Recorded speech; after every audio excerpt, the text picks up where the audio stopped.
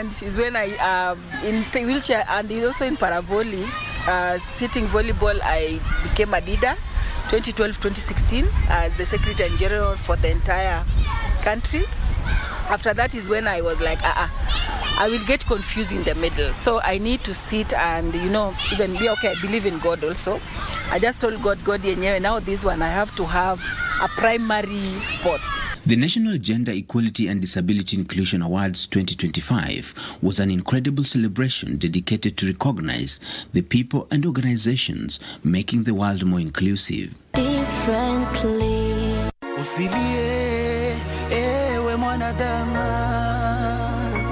usihadaike. Mtu akitoa chafya akasema alhamdulillah, basi mtume anafundisha, wewe umemsikia, unamwambia ya rahmakallah, na yeye anajibu ya hadiyaka Allah wa yuslihu balaka. Haya ni mafundisho ya bwana mtume sallallahu alayhi wasallam.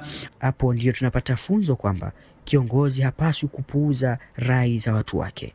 Hata kama wewe ni kiongozi, pendelea kusikiza rai za watu. Atakunu jibalu kal-ihmim manfush fa'amma man taqulat mawazinu.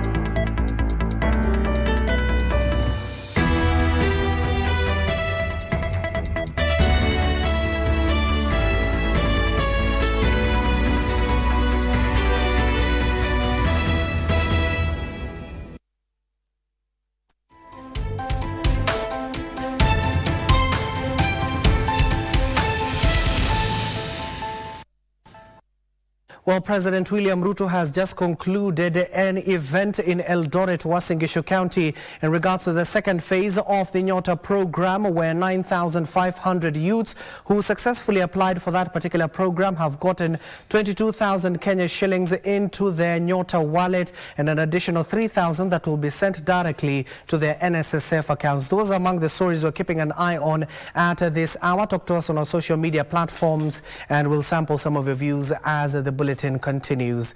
But for now, my name is Abdiaziz Hashim. Let's start with His Excellency, where President William Ruto on Wednesday convened Educational Ministry stakeholders meeting at State House Nairobi aimed at addressing key challenges in Kenya's education sector, including school funding, reforms and policy implementation. President Ruto announced that 25,000 teachers have been promoted and 24,000 new teachers will report to classrooms later this month, bringing the total number of teachers hired since 2023 to 100,000.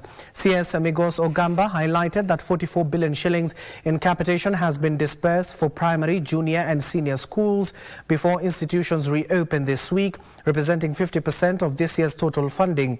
Ogamba informed the head of state that the remaining 30% and 20% will be released in the next two terms respectively. Now, in addition, 5.6 billion shillings has been paid to publishers to guarantee the timely supply of textbooks nationwide, ensuring learners have access to essential learning materials from the first day of the classes.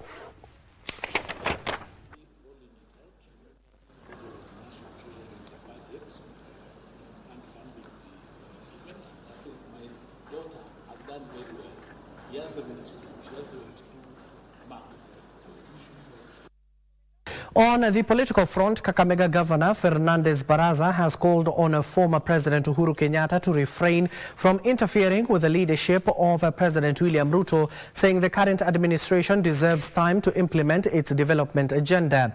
Baraza said it was unfair for the former president to question or undermine President Ruto's leadership, noting that the country is on the right path under the Kenya Kwanza administration.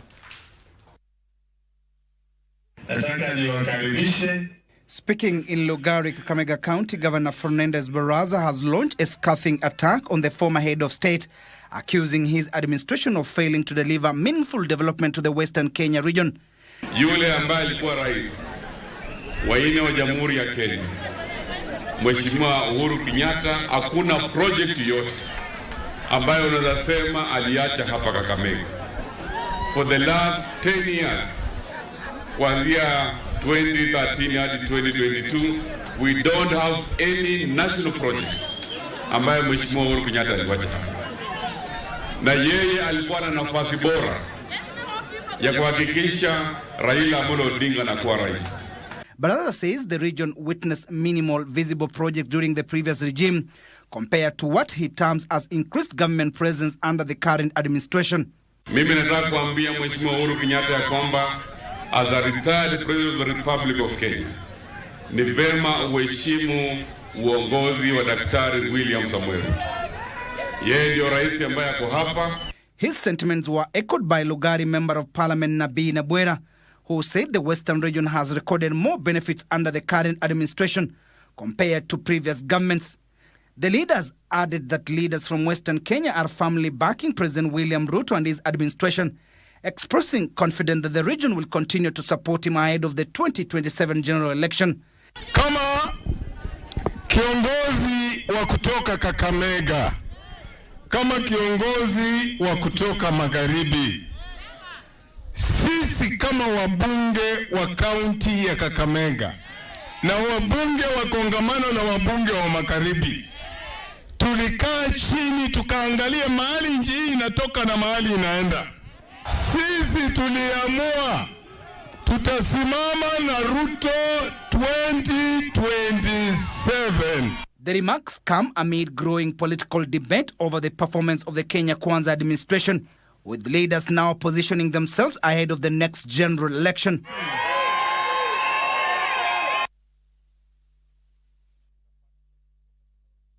Now to that top story I was telling you a little bit earlier on, where President William Ruto was today in Eldoret launching the second phase of the Nyota program, where 9,500 youths from the North Rift region in 6 counties that was targeted for this particular exercise have been successful. Let's listen in to more what the President had to say about this program. Kama beneficiary here, I want to know, kwa sababu it was my instruction that it must benefit deserving young people in Kenya. Na pia tulisema sio lazima uwe na masomo, kwa sababu we live in a real world.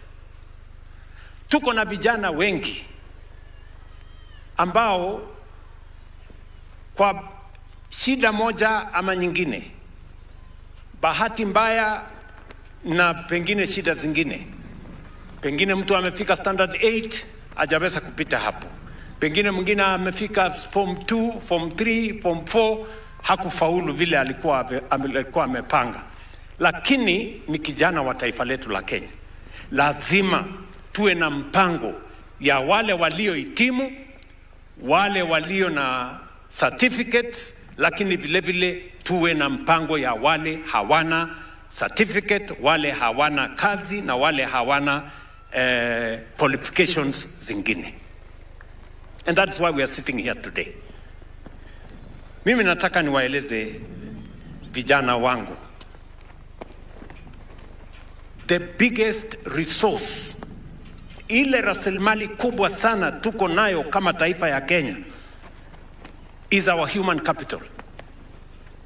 And the best part, the most productive part of our human capital is the young people of Kenya. Hapo ndio rasilimali yetu kubwa, kuliko dhahabu, kuliko fedha, kuliko rasilimali zingine zozote, ni the young people, the human capital of the Republic of Kenya. Na ndio sababu tunaweka pesa nyingi in the development of that human capital. Tumeongeza pesa ya masomo, tumeongeza pesa ya kulipia walimu. Tumeongeza pesa ya kujenga madarasa, mahabara, kujenga laboratories, kwa sababu elimu ni muhimu kwa taifa letu la Kenya, kwa sababu ndio ina sharpen ile human capital, which is the biggest resource that we have. Nikizungumza na nyinyi leo, kuna mjadala Kenya inaendelea kuhusu mambo ya masomo. And I am very happy that we are having a conversation about the education in Kenya, because we have a demonstrable track record on what we have done in matters education. Tumenyorosha ile KBC ilikuwa inasumbua wazazi na walimu na wanafunzi. Sasa it is clear where it is going. Tumeajiri walimu 1,100 kufikia Januari hii. Tumeweka pesa ya capitation for the first time in Kenya before watoto wafike shule this week.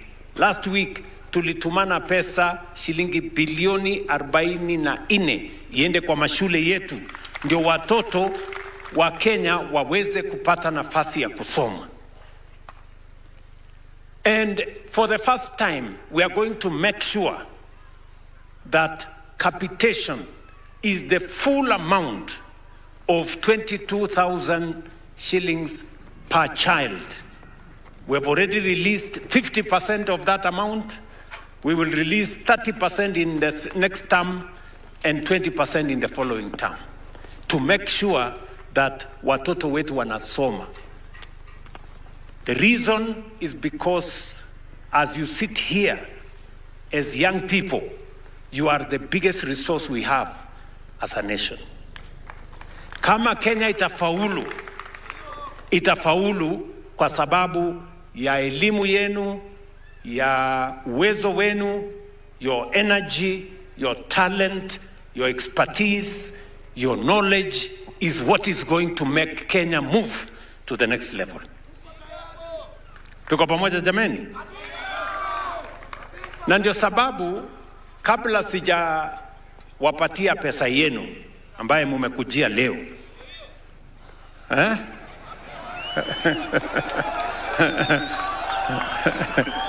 si ndio? Si hapo ndio mmekujia maneno hiyo? Lakini wacha niseme mambo machache kwanza. Kuna wale ambao hawako hapa na ni vijana wetu wa Kenya, and they are as deserving as you. Mimi nataka niwaeleze, they should not give up. Hii program, vile hawa ndugu zenu hawa watatumia hiyo pesa, mukitumia hiyo pesa vizuri, mutapatia nafasi our stakeholders, watu ambao tunashirikiana na wao, tuweze kuongeza pesa hiyo mara ingine na mara ingine, ndio vijana wengine wapate nafasi ya kufaidika na usaidizi kama vile nyinyi mumepata usaidizi. Mimi nawaomba kwa heshima kubwa, please use the money that we are giving you properly, so that you can qualify for the next phase and you can assist us make a case for the next cohort of young people to benefit the same way you are benefiting. Mnanielewa? Mnanipatia hakikisho jameni, mtatumia hii pesa vizuri? Mnanihakikishia ya kwamba hii pesa itatumika vizuri? Hamutacheza nayo kamari, hamutanunua nayo pombe, hamutalipa nayo fare ya Well, that was earlier on where President William Ruto was addressing youths from 6 counties, including Uasin Gishu, Elgeyo Marakwet and Turkana, just to name a few, who have been successful. 89,000 applied for this particular batch. Only 9,500 from the North Rift have been successful. And of course, we'll have more for you in our subsequent bulletins. To another developing story on health matters, where the Kenya Medical Practitioners, Pharmacists and Dentists Union had an opportunity earlier on to address members of the Fourth Estate in regards to the recent policy measures affecting the foreign medical practitioners in Kenya. Let's listen in from Davji Atela.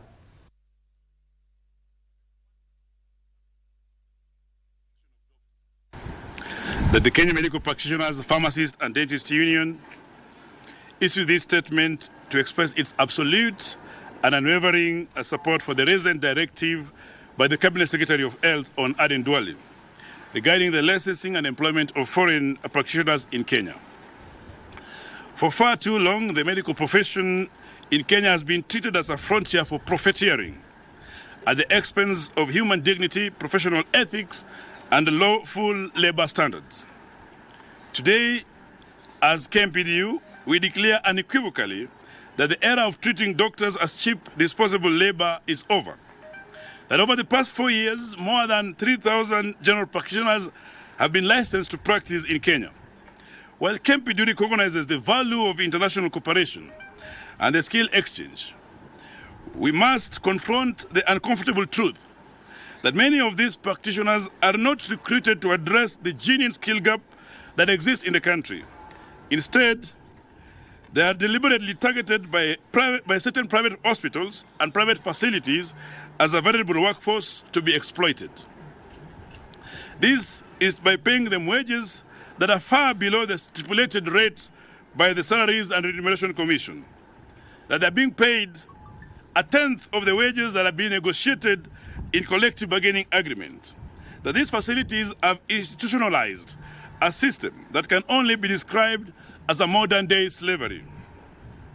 This is blatant violation of ILO Convention C100 and C97, which guarantees equal remuneration for work of equal value and an equal treatment of skilled labor across borders. This systemic exploitation does not only harm the individual practitioners, it also corrodes the very foundation of medical ethics. When hospitals prioritize profit over professional integrity, the consequences are devastating. And we all understand this. The ethical decay witnessed in recent organ transplant scandal is just not one of them. It was not accidental. It was well orchestrated. It is the inevitable outcome of institutions that disregard the dignity of the workforce, the dignity of the doctors, and the dignity of the health work, of the service delivery.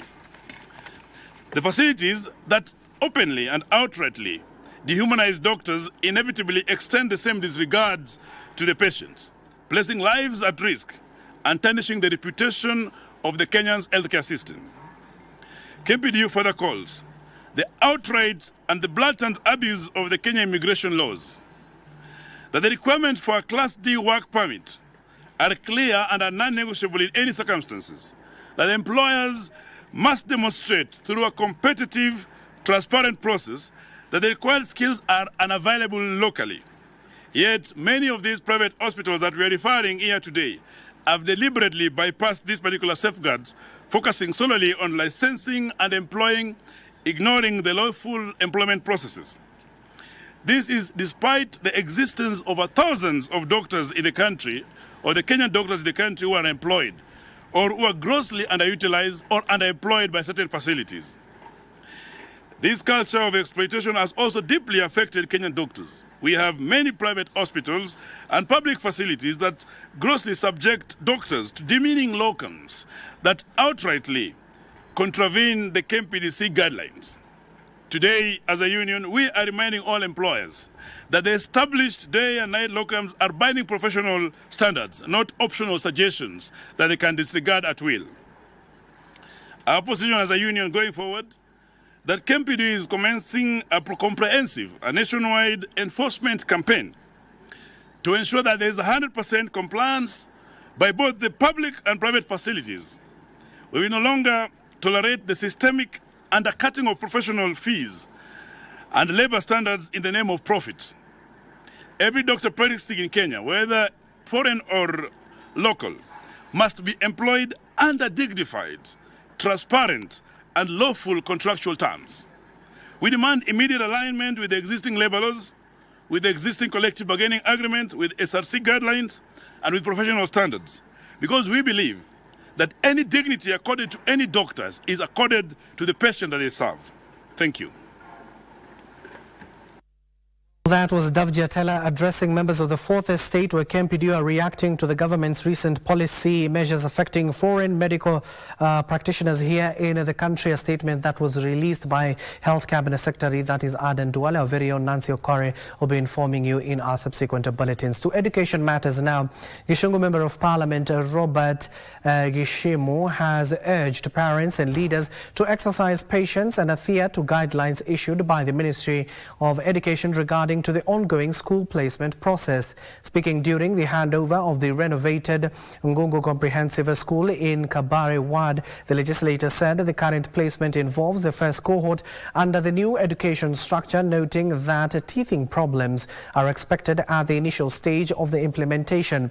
He further cautioned leaders and members of the public against politicizing the placement exercise or framing it along tribal lines, warning that such sentiments could undermine national unity and cohesion. Tuwezi unga mkono ati watu wasomee maeneo ambao wamezaliwa, kwa sababu shule zote ni za umma na shule zote ni za Kenya, na national school zinafaa kuchukua watoto kutoka nchi yote wale wamepita ama wamehitimu kulingana na vile inastahili. Mfumo mpya lazima uambatane na matatizo kidogo. Tunatarajia kwamba mwaka ujao yataweza kurekebishwa na ndiposa kusikue na matatizo. Lakini ya muhimu ni kwamba principals wamefunguliwa njia ya kuweza kuchukua wanafunzi directly na ministry, na waendelee kuwachukua ndio kukue na 100% transition. Tusione watoto wanarandaranda huku, watoto wote waende shule.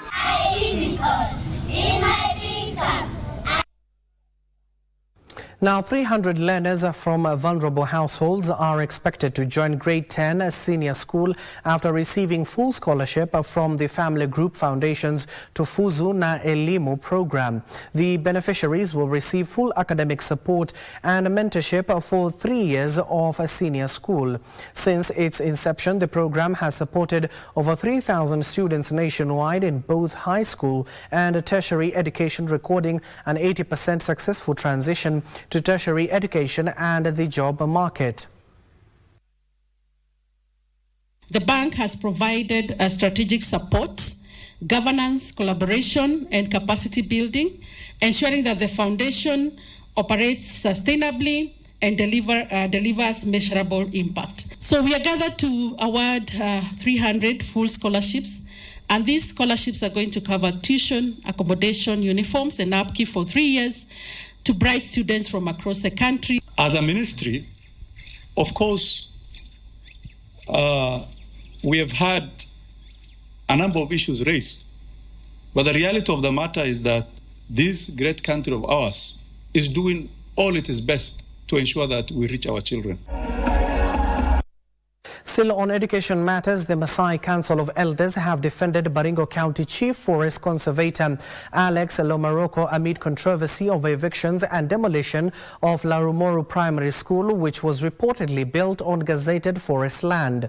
Elders Chairman Kalinian Choe accused some politicians of politicizing the issue and urged leaders to follow legal channels instead of misleading the public. The remarks follow accusation by County Woman Representative Florence Jematian, who claims Lemarkoko orchestrated the evictions and school demolitions. Lemarkoko ni ofisa wa serikali. Serikali wachunge yeye, anafuata labda, anafuata sheria kama kuna kubomolewa shule kule. Serikali wanajua ni kwa nini. Na ile kitu najua hiyo huko ni gazetted forest. Forest ni ya serikali na forest ni gazetted na ni serikali imegazette. Lemarkoko ni kazi anafanya na ni serikali imempea hiyo kazi. Kwa hivyo kama hiyo forest iko huko na iko katika mchanga ya jamii ya Alchamus, hata Alchamus wako na haki ya kuwa na forest. Hata Alchamus wako na haki ya kulinda hiyo msitu. Hawa viongozi ambaye wanakashifu la Margogo hana makosa.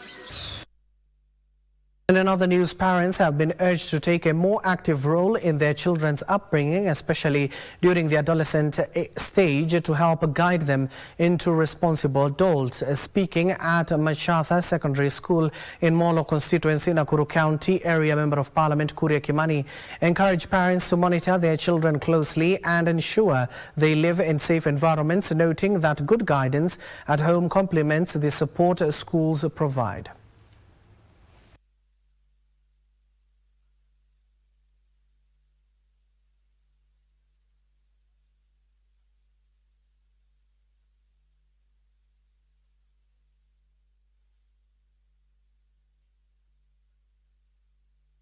And every student has a right to go to whichever school they are called to go. Na hiyo utangamano ndio unafanya tukue na akili, tujue na tukue na experience ya kukaa na watu wa jamii. Ni wakati sasa wetu kuhakikisha kwamba maendeleo imefika kwa kona zote za nchi yetu ya Kenya, ikiwepo kaunti ya Nakuru. A boy-child lobby group based in Embu County has called for a review of Kenya's sexual offence laws, arguing that some provisions are harsh and unfairly target young men. The Boy-Child Justice Alliance says mandatory sentences under defilement laws have led to long-term imprisonment, limiting chances for rehabilitation, especially in cases involving consensual teenage relationships. The group also raised concerns over the gender bias and the use of a single witness testimony, warning it will result in wrongful convictions. They are advocating for the use of forensic and scientific evidence to strengthen investigations.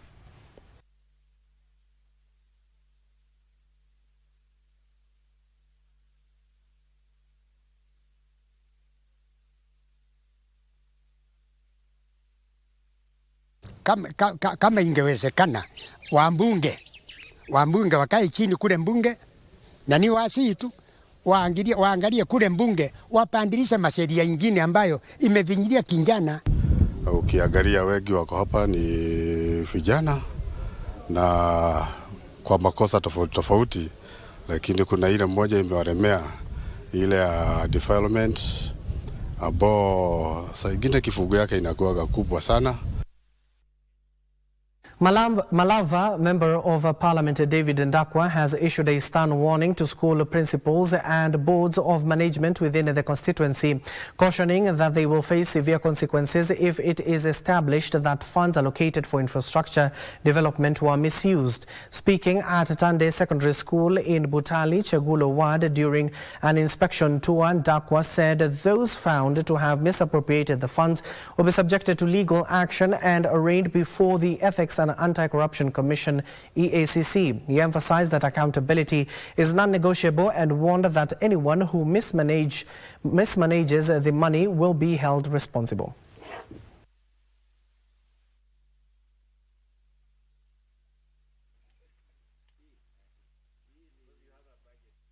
So ilipeanwa na His Excellency Dr. William Samoei Ruto, the President of the Republic of Kenya. Inaitwa Infrastructure Fund, kusaidia mashule kujengwa. Kujua kwamba hii pesa imekuja kwa hizi mashule 1.5 million. Imefanya kazi gani? Ama imetumika namna gani? Na nimepata kuna shule ambazo zimetumia vizuri kabisa mpaka zinastahili kuongezwa. Na kuna zile hazijatumia vizuri sana. Na nimewawachia maswali, nitakaa nao na wanijibu, waseme vile wametumia hizo pesa. Kwa zile kati ya shule 13 zilipata hii pesa, Butali Chegule tuliweza kupata shule 6. Na nishukuru walimu wale wamefanyia kazi hii pesa vizuri, kuwa inatusaidia sisi kujenga community yetu ya Butali Chegule. Nataka kumshukuru Mheshimiwa Rais na Prime Cabinet Secretary kwa kuwezesha kutuletea hiyo milioni 20. Tunaona imefanya kazi nzuri. Nani anajiamini atakuwa mbunge? It is exactly 25 minutes past the hour. We need to take a short breather. Don't go too far. On the international front, on the other side, we'll be telling you what is happening in Venezuela following the capture of Nicolas Maduro by U.S. officials.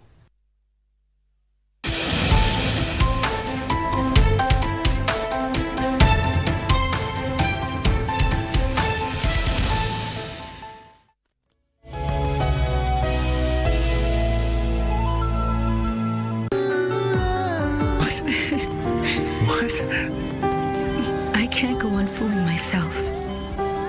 What I want most in this world is to marry you and be your wife. What do you want? Are you going to reproach me again? I already told you that I'm going to do even the impossible. Don't you realize that it's humiliating to be begging all the time? Especially now that Lucia is back with him. What are you talking about? Did she tell you that?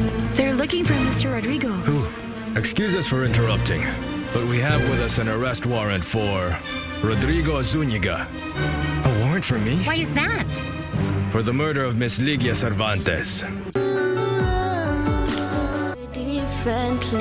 I started playing wheelchair basketball. I went to sitting volleyball. Before I knew what, I was in powerlifting. And it's when I, in wheelchair and also in paravolley, sitting volleyball, I became a leader, 2012-2016, as the Secretary General for the entire country. After that is when I was like, I will get confused in the middle. So I need to sit and, even be okay. I believe in God also. I just told God, now this one, I have to have a primary sport.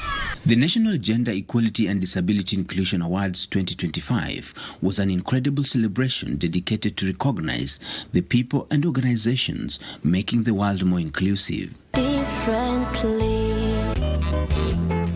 Unataka nini hapa? Tuache mambo. Sio mazuri. Basi babangu ni nani? Kwa nini basi ukaniandika jina langu kando ya lake katika kitabu chako cha siri? Kunyamaza kwako ni ishara kuwa ni ukweli. Hata akitaka. Basi nakupanda katano tu. Ama nipigie polisi. Yaani maisha yako sasa yamekuwa ni ya tumaini. Mbona una machungu na tumaini? Kwa sababu yangu mwizi ameninyang'anya kitu ambacho ni cha maana sana kwa maisha yangu.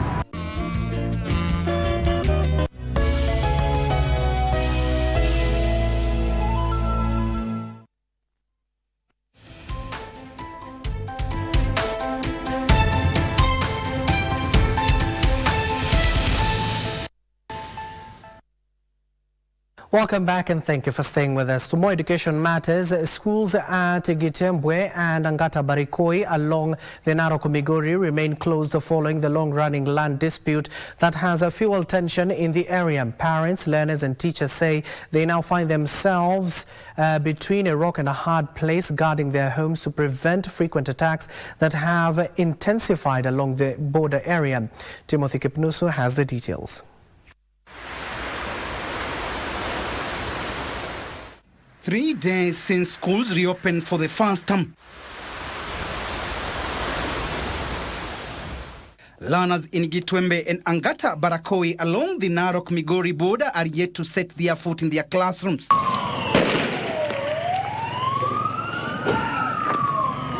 Heavy presence of police in patrol is what welcomes one here.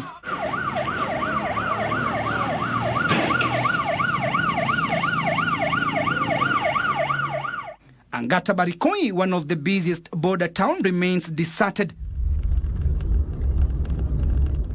In the recent flare-ups in the area, 7 people were left dead and thousands displaced. Waume zetu wanauawa kama juzi mume wangu aliuawa, sina amani.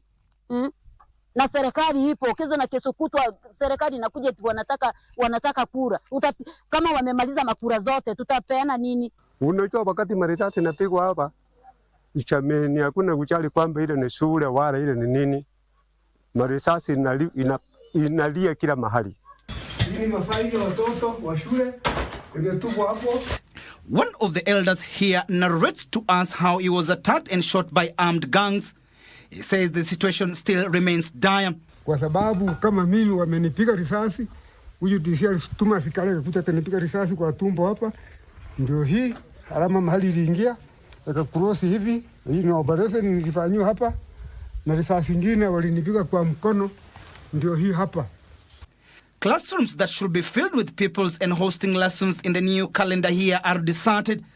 Inauma sana. Yaani unaona madarasa kama hivi wanafunzi wako, madaktari tutatoa wapi? Wanafunzi ndio tunategemea wakuwa madaktari, walimu wafunze watu. Mkapenda mtusaidie, unaona maklasi kama hizi ziko empty. Hakuna na tunategemea wanafunzi wataingia rini. Men could be seen armed with arrows to protect themselves and their property. watoto wametoroka.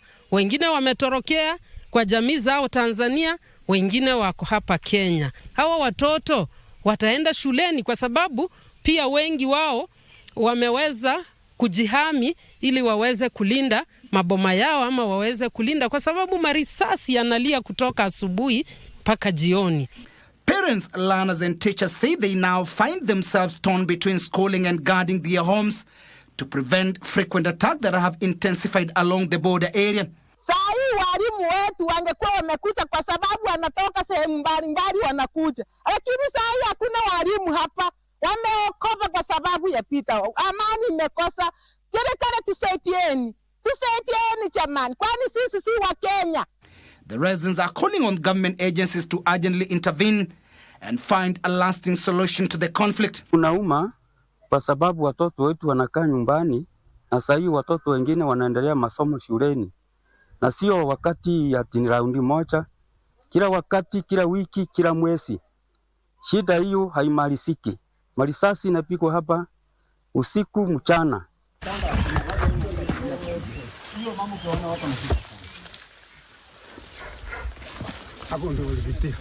The land wrangles between two communities residing along the border dates back decades to the pre-independence era. Timothy Kipnusu for Lunchtime News.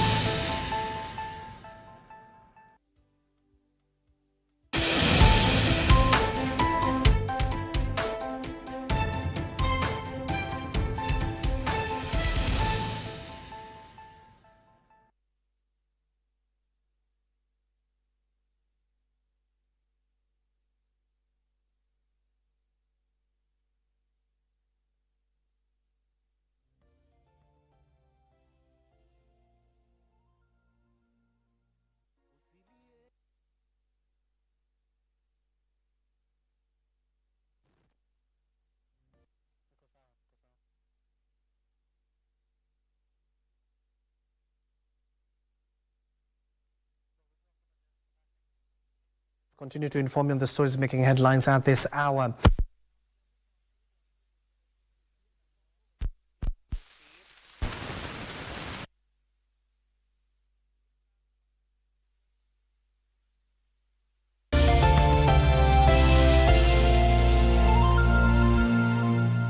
Usilie, ewe mwanadamu, usihadaike.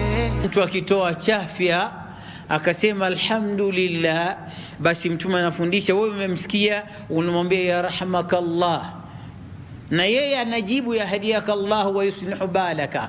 Haya ni mafundisho ya bwana mtume sallallahu alayhi wasallam. Hapo ndio tunapata funzo kwamba kiongozi hapaswi kupuuza rai za watu wake.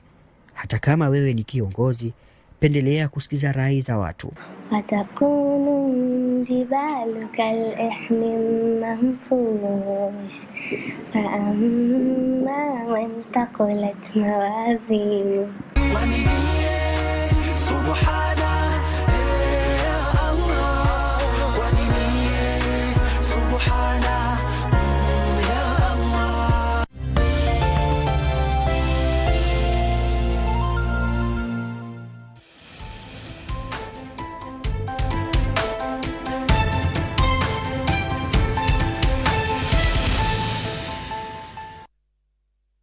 Once more, we do apologize for that technical glitch. Let's continue to inform you of the stories making headlines at this hour. If you're just joining us, talk to us on our social media platforms at KBC Channel 1. Now, Ndungu village in Gatundu North, Kiambu County, is yet to come to terms with the loss of a catechist, his spouse, and their two young children who perished in a road crash in Karai area, Naivasha, early this week. The deceased catechist, James Njoroge, is reported reported to have been driving his wife back to Gilgil, where she worked as a primary school teacher when the tragedy struck. Asamba Muden Gulf, Ndungu Village in Gatundu North, Kiambu County, following the passing of James Njoroge Kabari, a catechist at St. Mary Catholic Church in Ridgeways, who perished alongside his wife Teresia Wanjiru and their two sons Michael Kabari, aged 6, and 1-year-old John Mark Kabui. Katika jamii yetu amekuwa a reader, amekuwa a counselor, amekuwa a mentor, a good example. Hiyo habari mwasia ya Njoroge tulipokea na tukasikia tukiwa na huzuni sana, kwa sababu huyo mtoto Njoroge alikuwa mtoto wetu, mtoto tunampenda sana. Hata huyo mke yake tulikuwa tunampenda sana, hata hiyo watoto yake. The fatal accident occurred in Karai area, Naivasha, while they were on their way to Gilgil, Nakuru County. According to the family members, their deaths have left a deep void, particularly for Njoroge's elderly parents, who depended heavily on him. Na amesimama na familia yetu sisi wote. On 12 tulikuwa na familia yake. Walikaa karibu wiki mbili na akaniambia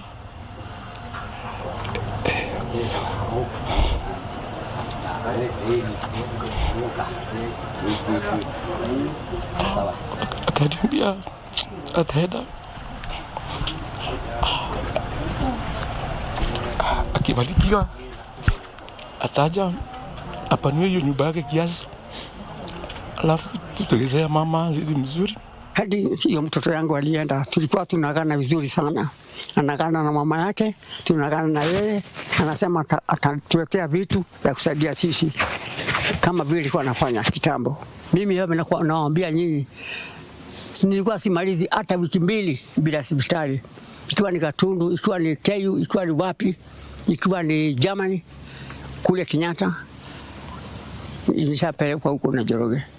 And as preparation for their burial begin, the family is appealing to well-wishers for support, noting that the scale of the tragedy is overwhelming and beyond their current means. Kwa wahisani wema wale wanaweza kujitolea watusaidie kwa kuwapumzisha, kwa vile kupumzisha watu waine familia moja ni kazi gumu. The deceased are survived by their daughter Claire Wairimu, who narrowly escaped death and is currently hospitalized at Nairobi West Hospital, Naivasha branch. Opicho Chemtai for Lunchtime News.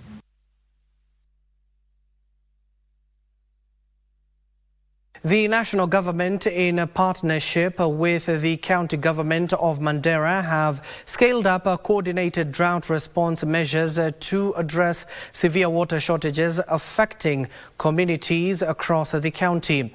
The National Drought Management Authority (NDMA) Chief Executive Officer Harid Hassan rolled out fuel subsidies to 12 strategic boreholes in Mandera North, Mandera West and Banisa constituencies to help sustain water pumping operations and reduce pressure on overstretched facilities that serve both households and livestock.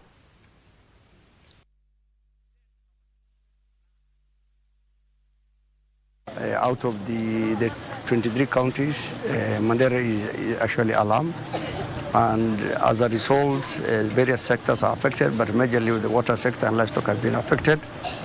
And because of that, the county government, together with the national government, through National Drought Management Authority, are doing water tracking sites to 266 sites. The real drought starts now, although the rains have 3 consecutive rainy seasons have failed.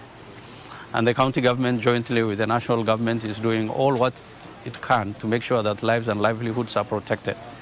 With respect to water interventions, we are carrying out water tracking to areas where water is a little bit far or where boreholes have still not yet been drilled because of poor groundwater potential. Nashukuru, lakini watu wameshaenda, hakuna kitu, hata chakula hakuna, mbuzi amekufa yote, hata sina kitu ya kukula.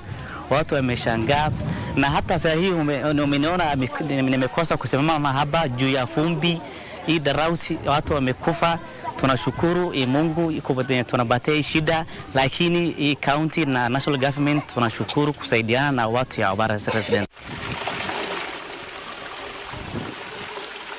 Elsewhere, grassroots women and youth leaders from Kenya's coast region have welcomed their inclusion in the newly formed Omwenga Wehu Association, describing it is a significant step towards unity and inclusive development among the Mijikenda community. The association, unveiled on December 26, 2025, brings together all 9 Mijikenda sub-tribes, the Giriama, Chonyi, Kauma, Kambe, Digo, Ribe, Rabai, Duruma and Jibana, with the aim of advancing shared political, social and economic interests across the coast region. The leader said the inclusion provides a long overdue platform for women to participate meaningfully in leadership and development initiatives. Na ni haki na ni vyema ya kwamba tu support hizi dreams ziweze kufanikiwa. Kwa sasa hivi hatujaona mafanikio hayo, ni kwa sababu kuna watu ambao ni kama wamejifanya ni gatekeepers for the community, ilhali wanajitafutia wenyewe nafsi zao na watu wao. Hili vuguvugu ambalo limekuja hapa si la kuangazia upande wa siasa peke yake ama kuangazia masuala ya siasa, ni kuangazia masuala yote ya development, kuangalia masuala ya social and economic empowerment. Ukiangalia Mijikenda ni jambo gani hasa ambalo anatajwa nalo? Upande huu wetu wa pwani tuko na mnazi, lakini ukiangalia mnazi haujaweza kusambaa ndani ya hii Kenya. Sisi kwa sisi tumeanza kupingana.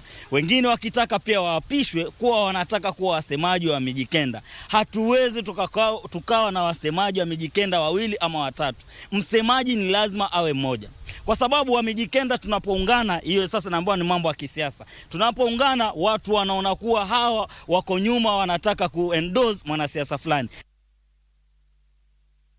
On the international front, the aftermath of the political upheaval in Venezuela continues to unfold, with the country facing growing uncertainty as regional and global powers weigh in on the next steps.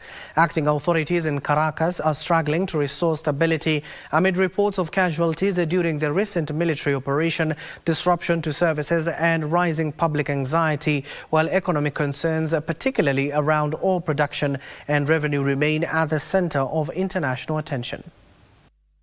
The dramatic U.S. military operation in early January that removed Nicolas Maduro from power, Venezuela has entered a tense transition period marked by mourning, security concerns and diplomatic pressure. Several Latin American nations, including Brazil, Mexico, Colombia and South Africa, have denounced the U.S. military action as a violation of sovereignty and international law, calling for urgent diplomatic engagement and fear rising tensions could fuel refugee flows and economic instability. Meanwhile, the African Union and regional bloc have condemned the U.S. intervention and called for respect for sovereignty and international law, while China and Russia have warned that the action sets a dangerous global precedent, urging dialogue and a UN-led process. This comes as the economic landscape of Venezuela is also changing, with Washington announced plans to maintain control over Venezuela's oil production and sales indefinitely. President Trump warned Venezuelan officials of harsher consequences if they fail to cooperate, while emphasizing that acquiring Greenland, even including through purchase or military options, remain under active consideration despite firm opposition from Denmark and NATO allies. We need Greenland for national security, not for minerals. We have so many sites for minerals and oil and everything. We have more oil than any other country in the world. We need Greenland for national security. Noel Longeso for Lunchtime News.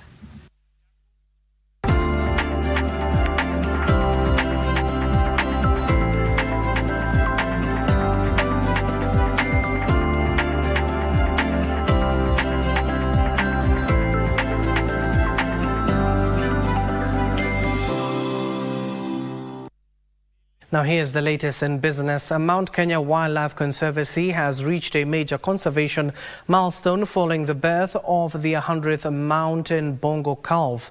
The Kenya Wildlife Service Director General Professor Erastus Kanga says that the achievement realized through long-running mountain bongo breeding and rewinding program underscores the growing success of science-led conservation, marking a critical step in efforts to rescue one of the most endangered species from extinction. The mountain bongo, distinguished by its chestnut coat and spiraled horns, was once common across the Mount Kenya ecosystem. However, decades of habitat loss, forest fragmentation and poaching drastically reduced its numbers, leaving the species on the brink of extinction, prompting urgent conservation intervention. In response, Mount Kenya Wildlife Conservancy, in partnership with the Kenya Wildlife Service, launched a structured breeding and recovery program aimed at rebuilding the population while preparing animals for eventual return to the wild. The mountain bongo is the biggest forest antelope, and it's only found in Kenya.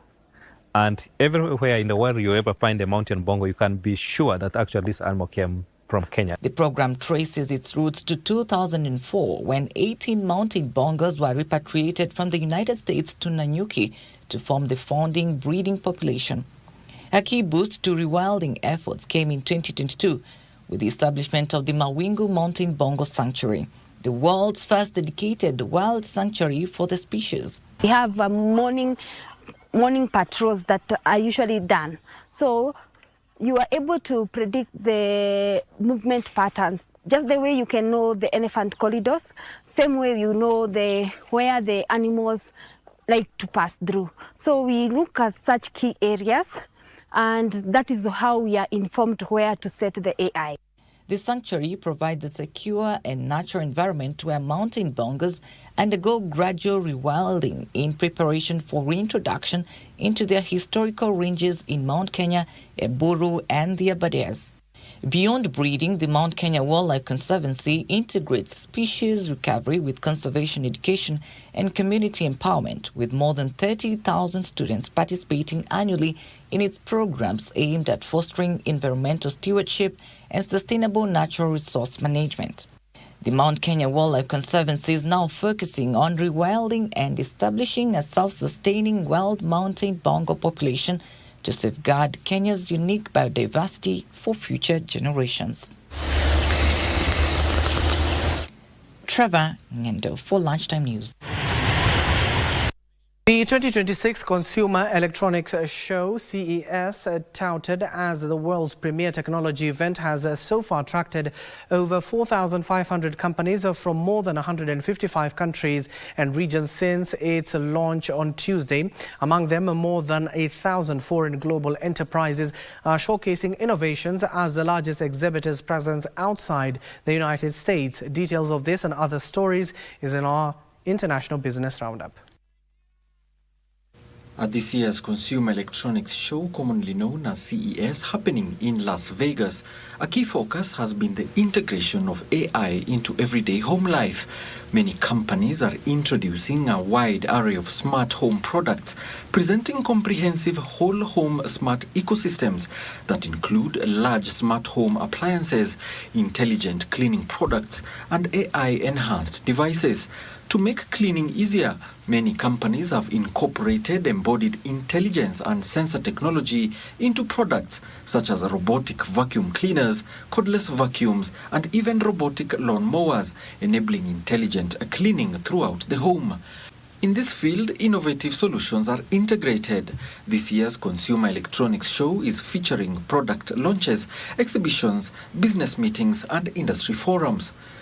Meanwhile, inflation in the Eurozone returned to the European Central Bank's 2% target in December, offering reassurance to policymakers as price pressures continue to ease. The rate of inflation now meets the European Central Bank's price stability target and reinforces signs that the sharp surge in prices in recent years is continuing to fade. Latest estimates show that the annual rate of consumer price growth slowed from 2.1% in November to 2% in December, in line with the market expectations. underlying price pressures also eased. Core inflation, which strips out volatile food and energy components and is closely watched by policymakers, fell to 2.3% year-on-year from 2.4% in November, its lowest ever since August 2025. Finally, the continuous rise in the yield on Japan's new issued 10-year government bond, a key indicator of long-term interest rates, is likely to worsen the country's fiscal situation and further suppress domestic investment and consumption vitalities. Japan's 10-year government bond yield has hit 2.13%, its highest level since February 1999, after the Bank of Japan raised its benchmark interest rate to a 30-year high of 0.75%. Data from the International Monetary Fund projects that Japan's government debt reached 229.6% of the GDP in 2025 and predicted that Japan's fiscal deficit will worsen further in 2026. With the Bank of Japan raising interest rates and with the government bond yields rising, the Japanese government's debt servicing costs will increase further, exacerbating Japan's finances.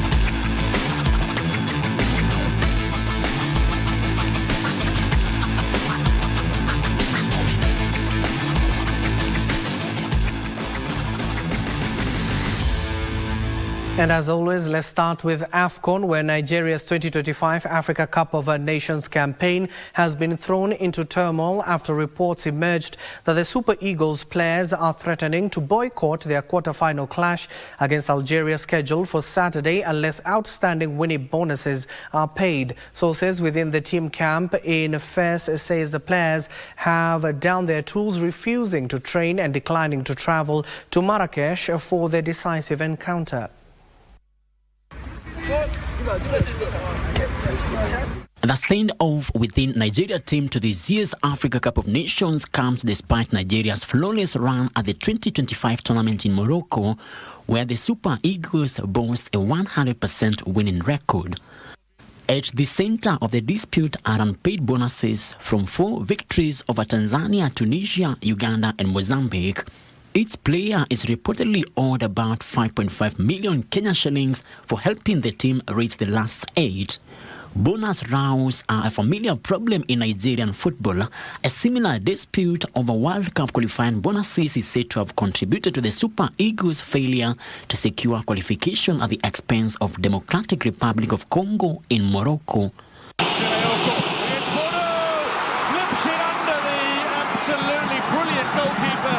The quarterfinals kick off tomorrow with Mali against Senegal, while host Morocco will play Cameroon in mouth-watering clashes. Frederick Moki for Lunchtime News. And to be honest, there are no surprises here, where Chelsea's Marco Cucurella was sent off after 22 minutes as the Blues lost 2-1 to London rivals Fulham in an English Premier League match that was played last night. Raul Jimenez opened the scoring for the host in the 55th minute, but Liam Delap equalized after Sanchez. Wilson! Elsewhere, FC Barcelona reached the final of the Spanish Super Cup after a strong performance that saw them thrash Athletic Bilbao 5-0 last night in Jeddah, Saudi Arabia. In an Italian Serie A, league leaders Inter Milan claimed a 2-0 victory win over Parma, while Napoli dropped 2 points in the title race after being held to a 2-2 draw by Verona.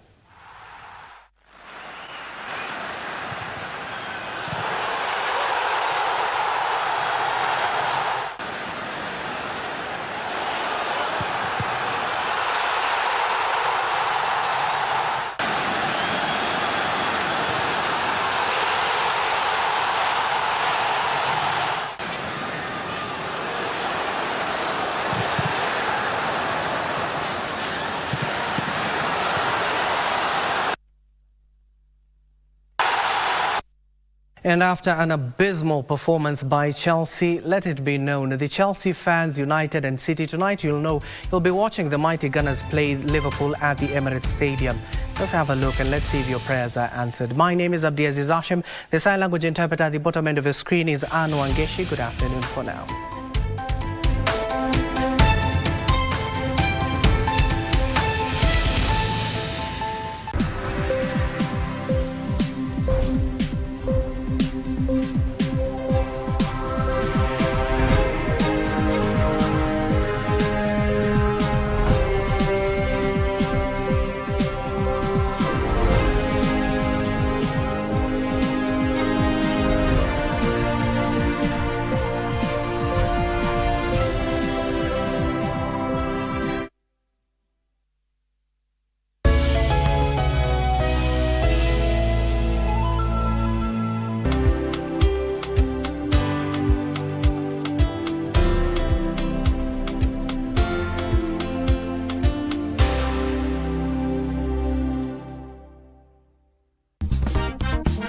We want to discuss something that is very, very key to all of us. Hope, purpose, and having a career that definitely fulfills you, and that is one of your dreams. Networking is simply making friends, not with a selfish motive. It's making friends where you're also giving. So how important is self-awareness when you're choosing your career? And for those who are struggling, if you don't know who you are, what you want out of life, what you enjoy, what are your non-negotiables, then you are going to end up in the wrong spaces. Wamesonga, wanapita hata mto, wanapita hata majumba ya watu. Sasa ile kitu ilishtua wao, wakikuja kutoka juu hivi, walishtuka wako ndani ya Migori, na wako ndani ya bedroom ya mtu. What about if I said that was the natural disaster which caused that your house to come down? He's actually playing with my feelings. You know that is serious. Si wewe nilisema kulikuwa na mitetemeko ya ardhi. Ulitetemesha nyumba yangu. Kama dunia ilikuwa inatetemeka, what did you expect? Kuna mahali tulikuhusia mikoti. Abana. Very good. Kuna nyumba yako tulipomoa. Abana. Kuna mahali sisi ulisikia tulitokea tukaona mtu tukafungwa. Si sasa ndio mimi alifunga nyinyi. Ndio nilirudi kujua kumbe hiyo watu ni ile wachimbaji migodi. Sawa, sio Nebukadnezar. Hapana. Hii ni watu tu goi.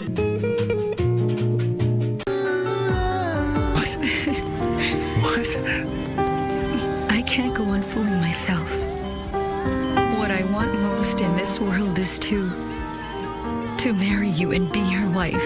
What do you want? Are you going to reproach me again? I already told you that I'm going to do even the impossible. Don't you realize that it's humiliating to be begging all the time? Especially now that Lucia is back with him.